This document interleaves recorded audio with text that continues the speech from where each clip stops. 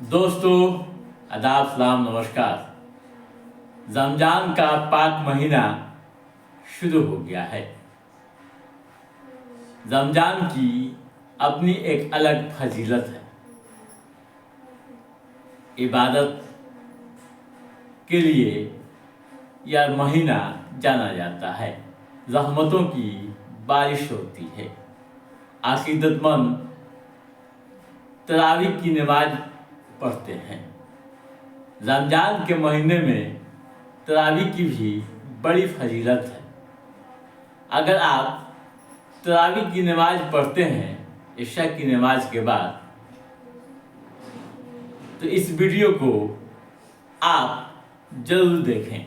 उन मस्जिदों का इंतखाब ना करें जहां पर कारी साहब जो है वो रेस में लगे हुए हैं और 35 मिनट में इनको तरावी पूरी करनी है।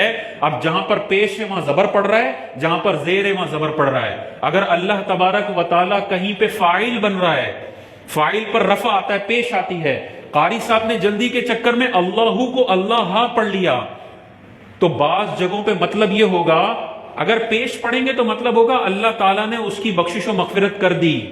अगर अल्लाह पर गलती से जबर पढ़ दिया तो इसका मतलब होगा उस बंदे ने अल्लाह की मगफिरत कर दी। एक पेश और एक जबर से माना कुफरिया कलमे में तब्दील हो जाता है, पीछे सबकी नमाज फासिद हो जाती है। बाजों का तो ऐसे अल्फाज चब रहे होते हैं, अलमान अलफीज, ये कुरान सुनना हराम है और ऐसा कुरान कारी साहब को पढ़ना हराम है।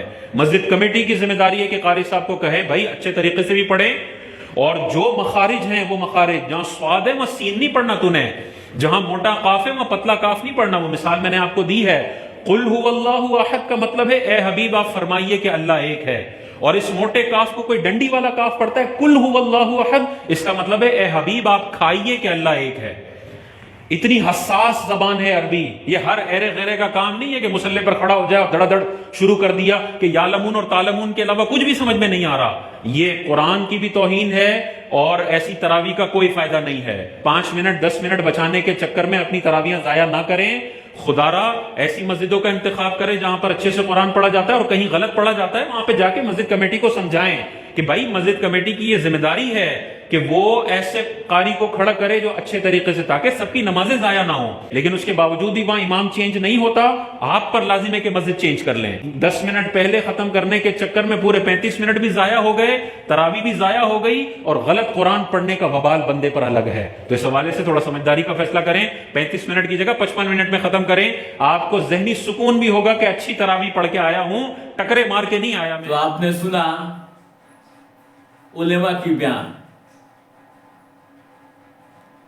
तरावी की नमाज जरूर अदा करें, जरूर पढ़ें, लेकिन कुछ खास बातों पर भी ध्यान दें ताकि किसी तरह की समस्या न हो, उच्चारण में परेशानी न हो, और जो आयतें पढ़ी जाए उसका सही उच्चारण हो सके, ताकि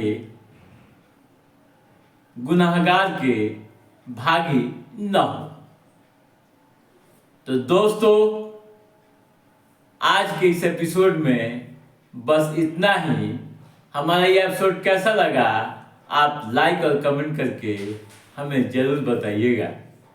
यदि आपने हमारे चैनल को सब्सक्राइब नहीं किया है तो सब्सक्राइब भी कीजिएगा, ताकि इस तरह की जानकारियों से संबंधित जो भी अप टू डेट है उसे हम समय समय पर आपके बीच पहुंचाते रहें।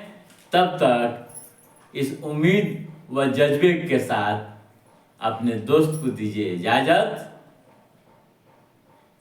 रमजान की दिली मुबारकबाद। बहुत बहुत शुक्रिया।